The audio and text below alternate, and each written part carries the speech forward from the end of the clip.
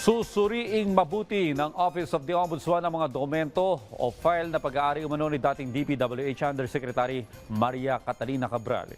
Kabilang sa kanilang titignan ang mga kopya na hawak ni Batangas 1st District Representative Leandro Leviste. Si Gab Villegas sa detalye. Magsasagawa ang Ombudsman ng Digital Forensic Examination sa CPU nang yumaong si dating Department of Works and Highways Undersecretary Catalina Cabral. Ayon kay Assistant Ombudsman Attorney Mico Clavano, makikipagtulungan sila sa Commission on Audit, Department of Public Works and Highways at PNP Anti-Cybercrime Group upang matiyak ang integridad ng buong proseso. At present, the Central Processing Unit or the CPU is now secured, sealed, and under the custody of the Office of the Ombudsman. And the office considers this a critical development as it allows the investigation to proceed on the basis of an original digital piece of evidence. Sinabi rin ni Clavano na dapat matukoy alin sa mga ito ang orihinal na ebidensya at alin ang mga duplicate copies. Dagdag pa ni Clavano, ang mga soft copy na hawak ng third party, lalo na ang mga nakalagay sa Word o Excel file, ay nawawala ng evidentiary credibility dahil maaaring baguhin o manipulahin ang nilalaman nito.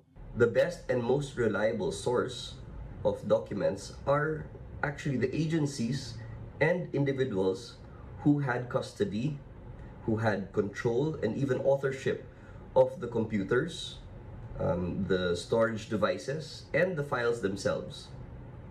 Evidence that is derived directly from these sources will naturally carry far greater evidentiary value. Marami ring anyang lumapit sa Ombudsman upang magbigay ng Cabral files bukod pa sa hawak na kopya ni Batangas 1st District Representative Leandro Leviste. Matatandaan na noong December 19 nang isiniwalat ng mambabatas na mayroong manong listahan si Cabral ng lahat ng proponents ng insertion sa panukalang budget ng DPWH. Nilabas rin ni Leviste sa kanyang Facebook post noong December 24 ang budget ng DPWH sa bawat distrito na ibinigay umano sa kanya ni Cabral noong ito ay nabubuhay pa. Sa isang pahayag, sinabi ni Leviste na ipinakita niya ang files sa Ombudsman noon pang November 26 at noong November 19 at 20 sa ICI at nanawagan pa ito na protektahan si Cabral at ang mga files nito noong November 19, 20 at 21.